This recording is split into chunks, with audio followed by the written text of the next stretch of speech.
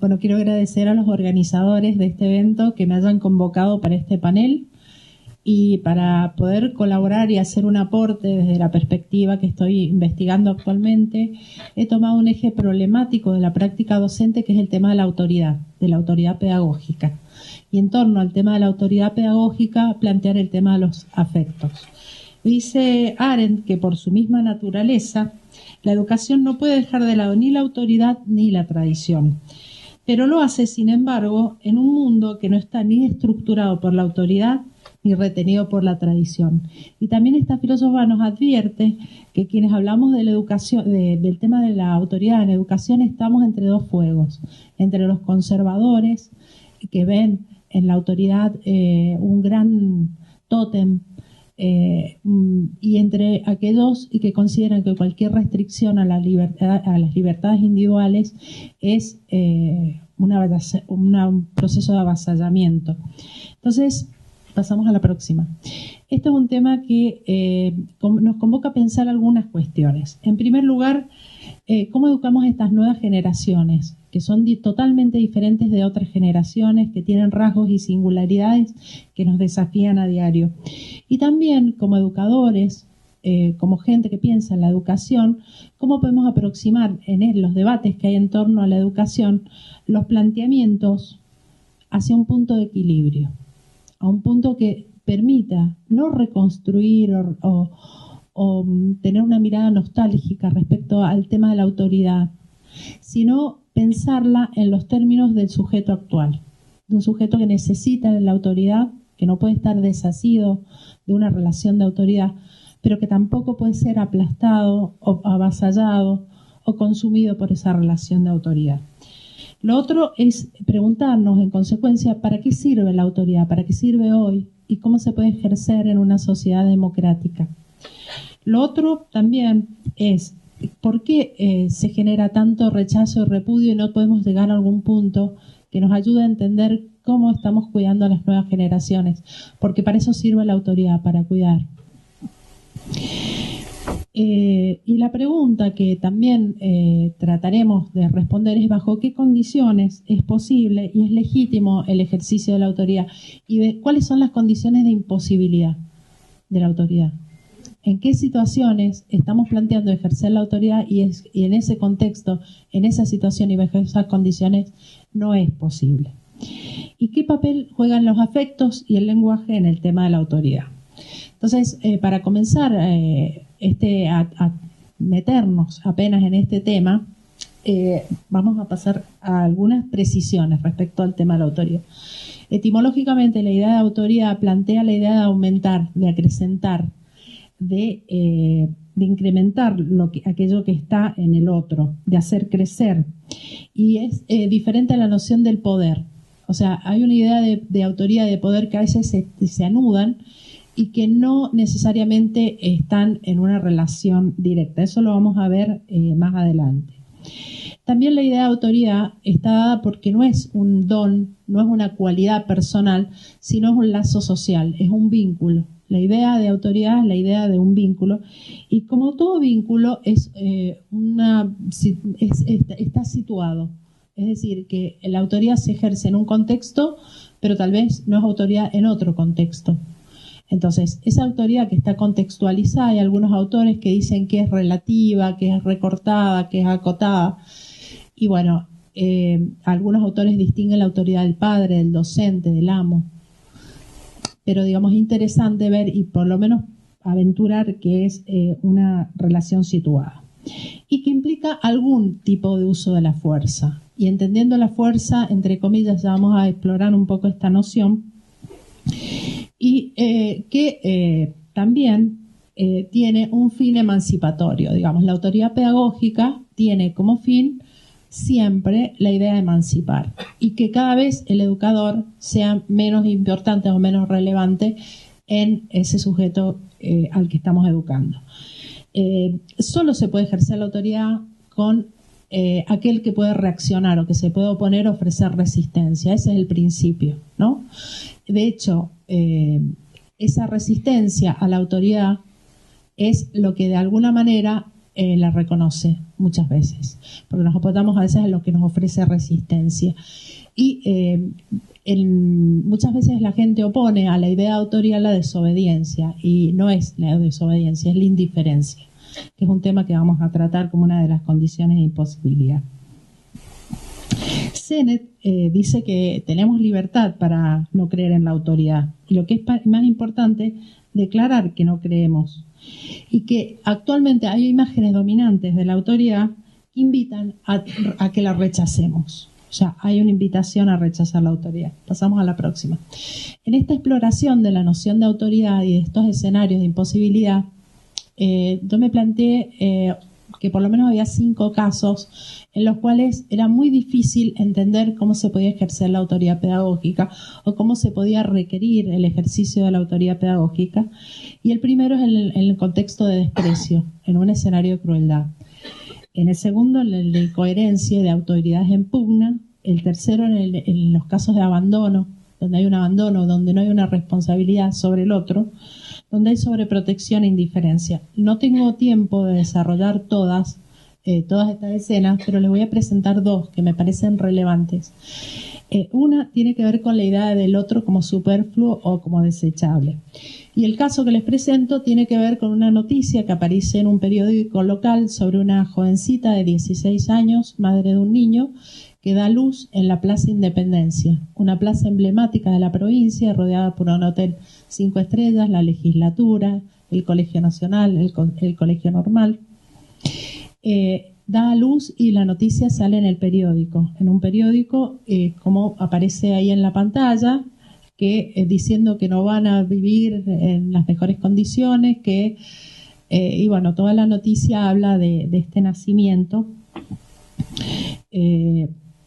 y permite algo que se da en las noticias digitales, que es el foro de opinión. Entonces aparecen alrededor de 250 opiniones de personas que ingresan al diario y que ejercen la autoridad, una autoridad sin poder porque son autores. El diario los autoriza a opinar sobre este tema. Yo les leo algunas de las opiniones que aparecen en el foro del diario, que son espacios cloacales donde la gente vuelca racismo, xenofobia, el aborrecimiento hacia el otro, y dicen así: yo estoy de acuerdo, les leo textualmente lo que dicen, yo estoy de acuerdo en ayudar a que le liguen las trompas a esa chica, para que le den asistencia psicológica y le enseñen que el sexo no siempre tiene que ver con el embarazo y que la asistencia social no le entregue a sus hijos hasta que no demuestre que puede darles alimento, salud y educación. En esas condiciones colaboro. Ya basta de usar niños para poder sacarle plata al gobierno. Basta de esas niñas vean la mejor manera de vivir teniendo hijos. Si quieren salvar a esos inocentes de su lamentable destino, que los den en adopción, así los alejan de la patética y mal cogida madre que les tocó en vida. Sí, Cristina, seguí dando planes a estas putitas, así siguen pariendo, tiene 16 años y tuvo mellizos. Perdón, ¿dónde está la nena? Yo no la veo, si fue mamá 2 veces, y de un novio y no de una violación no es una nena. Es una mujer que no es capaz de cuidarse para no parir hijos. Lo que pasa es que esta gente, entre comillas, humilde, trabajadora y pobre, con varias O, pero no tanto porque tienen DirecTV, de noche cuando se acuestan se olvidan que no tienen para mantener a los hijos. Bueno, así son las 250 opiniones de esta gente. Lo curioso es que dentro de ese foro aparece a responder aparentemente la hermana de la chica esta que ha dado a luz, que tiene 15 años, y dice: mire señora, mi hermano sí trabaja y ayuda a mi mamá, no sea tan ignorante. Usted no sabe en qué situación mi mamá tuvo a mi hermana. Mejor métase en su vida, yo no creo que sea mejor que nadie. Ustedes no saben nada de nuestras vidas, contesta a otra opinión de estas groseras. Ustedes no saben nada de nuestras vidas, por favor no se metan. ¿Por qué no nos interesa lo que piensan? Métanse en su vida, que no creo que sea mejor que la de nadie. Mire señora, no puede ser tan ignorante, nosotros podemos ser muchas cosas, pero no somos ni chorros ni asesinos.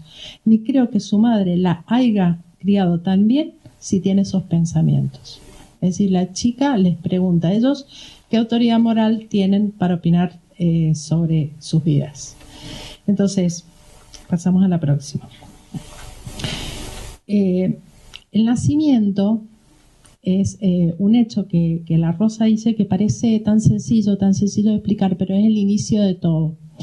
Y se plantea la idea de que este niño, que llega a la sociedad, que es recibido con gruñidos, con rechazo. Hay un forista que habla de que mejor ahoguen esas 2 ratitas antes de que se conviertan en delincuentes. Que lo lea la hermanita de esta niña y que se cuestiona qué autoridad tienen ellos para opinar sobre la vida de ellos. Arendt dice que el punto de partida para pensar la educación es la natalidad y que el recién nacido siempre es un revolucionario. Y estos 2 pequeños chicos que nacen en una plaza, en la Plaza Independencia, vienen a revolucionar un mundo que entiende determinadas cuestiones acerca de la sexualidad, de la vida, de las relaciones de los jóvenes. Y también hay una noción vieron que Bauman habla de las vidas desechables, Butler habla de esa vida que no merece ser llorada. Cuando ella analiza como politóloga el tema de las bajas de la guerra, dice, hay vidas, la vulnerabilidad se distribuye diferente, y hay vidas que son consideradas desechables, que no merecen ser lloradas. Y Sloterdijk dice, ¿cómo se comienza a comenzar? ¿Qué pasa con el niño que es considerado superfluo? El niño que llega demasiado pronto, aquel mediante el cual llega el mal a la sociedad. Y habla de este niño superfluo, que es un niño no justificable al nivel de la ecología de la indulgencia. Es decir, hay una mirada hacia el otro, hacia este recién llegado, hacia el que llega. Piensen en un chico que llega a una escuela o piensen en este recién nacido. El que llega al proceso educativo es considerado desechable. Esta idea de la crueldad o del desprecio, esta emoción, este sentimiento de desprecio del otro, en donde el otro es visto con desconfianza, con sospecha, es considerado como una amenaza, y no solo es considerado una amenaza, se le niega el porvenir. Hay una negación del porvenir en este tema de la crueldad. Por el contrario, ¿qué sería lo contrario de esto? La ternura. Ahí Fernando Ulloa, un psicoanalista, dice que la ternura crea el alma como patria primera del sujeto. Y dice que a la ternura se le identifica en general con la debilidad y no con la fortaleza, y se la refiere tanto a la invalidez infantil como a aspectos fuertemente débiles del amor. Sin embargo, la ternura es el escenario mayor donde se da el rotundo pasaje del sujeto nacido cachorro animal y con un precario paquete instintivo a la condición pulsional humana. Es motor primerísimo de la cultura y en sus gestos y suministros habrá de comenzar a forjarse el sujeto ético. La ternura es un gesto transmisor de la cultura histórica. Entonces, un escenario de imposibilidad del ejercicio de la autoridad es la ausencia de ternura, de la ausencia de hospitalidad y de la ausencia de gesto de bienvenida. Pasamos a la próxima. Otro tema que no voy a profundizar, pero habla de algunos autores están planteando de alguna situación que viven los niños actualmente en la disputa de autoridades. Tu maestra es una estúpida, que sabe tu mamá, tu papá es un inútil, tu mamá se gasta la cuota alimentaria en tal cosa. Es decir, los chicos están viviendo en un contexto en donde hay una crisis de referencias y de significados compartidos. En esa pérdida del campo de sentido compartido, los chicos padecen las contradicciones entre autoridades. También padecen el tema del trato de la autoridad como una mercancía. Yo pago para que lo eduquen. ¿Entienden? Yo pago, la autoridad no se puede comprar o vender, no es una mercancía. Si no pasa lo que dice Zizek. Él dice que sufre un proceso, las mercancías sufren un proceso excrementicio. Entonces, cuando uno cree que la autoridad se puede comprar y vender, termina generando esos procesos excrementicios y entendiendo que uno está pagando por algo que es un servicio y convirtiéndose en un cliente. Hay un escenario más que no hemos pasado, que es el de abandonados. Ahí tengo un video que es de un niño que lleva un arma a la escuela y que es realmente conmovedor. No tenemos tiempo para verlo, pero Sí. Pero bueno, el tema es que ver tampoco en el tema de la ausencia de responsabilidad. Esta historia es de Paulo Freire. Ustedes lo conocen, el autor de La pedagogía del oprimido. Él cuenta una historia que a mí me parece muy interesante en la pedagogía de la indignación. Y dice: yo tenía 12 años y vivía en Yabatao. Un matrimonio amigo de mi familia vino a visitarnos con su hijo, que tendría 6 o 7 años. El niño se subía a las sillas, lanzaba los almohadones a diestra y siniestra, como si estuviera en guerra contra unos enemigos invisibles. El silencio de los padres daba cuenta de que aceptaban todo lo que el hijo hacía. De pronto hubo un poco de paz en la sala. El niño desapareció en el patio y enseguida volvió empuñando en la mano un pollito que al borde de la asfixia. Entró en la sala ostentando envanecido el objeto de su victoria. Tímida la madre intentó una pálida defensa del pollito, mientras el padre se refugiaba en un mutismo significativo. Si siguen hablando, dijo el niño con firmeza, dueño absoluto de la situación, mató al pollo. El silencio que nos envolvió a todos salvó al pollito. Por fin, suelto, débil y a los tumbos, abandonó la sala como pudo, atravesó la terraza y fue a esconderse entre las hojas de los culandrillos que recibían los afanosos cuidados de mi madre. Nunca olvidé el juramento que hice ante tamaño desenfreno. Si alguna vez yo llegaba a ser padre, jamás sería un padre así. Eso se juró el pequeño Paulo Freire. Bien, pasamos a la próxima. Esta pequeña historia habla de otra situación, no ya del niño superfluo, del niño desechable, sino del niño insoportable. No insoportable en el sentido que no lo aguantemos, de no tener soporte.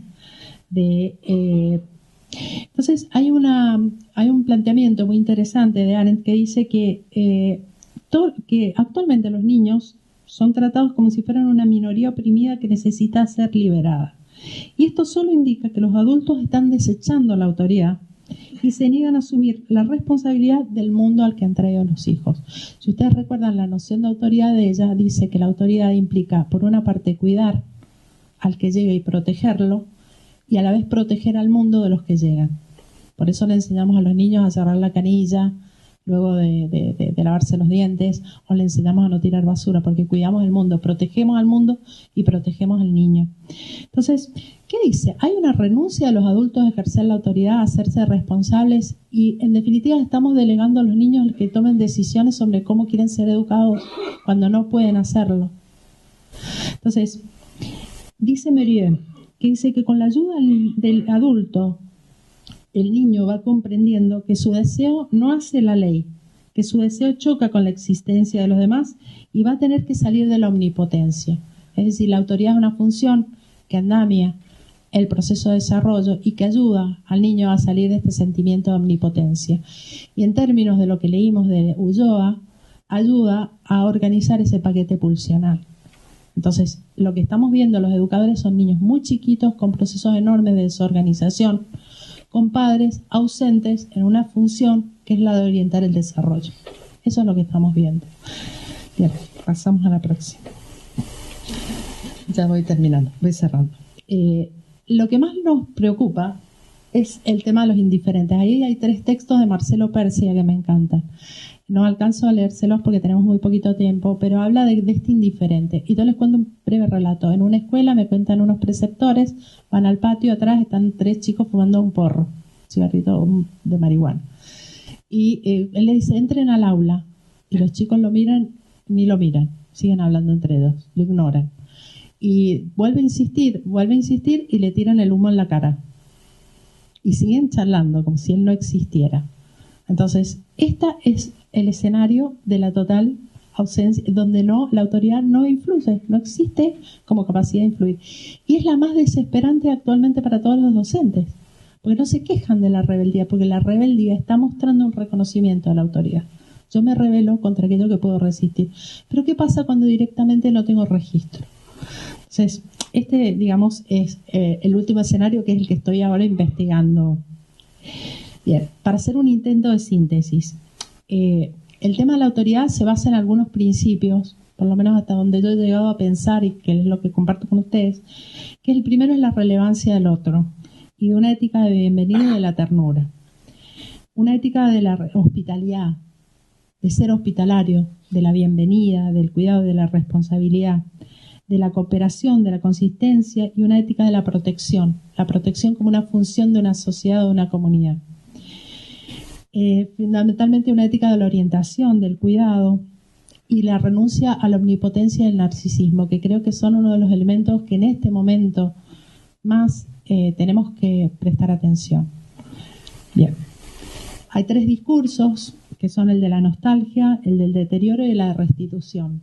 La propuesta es tratar de no pensar que hay que volver el reloj atrás, pues no se puede, no vamos a volver a la autoridad patriarcal, por suerte, y piramidal. Tenemos que repensar una autoridad que sirva para este tiempo y que sirva para estos jóvenes. Así que bueno, muchas gracias.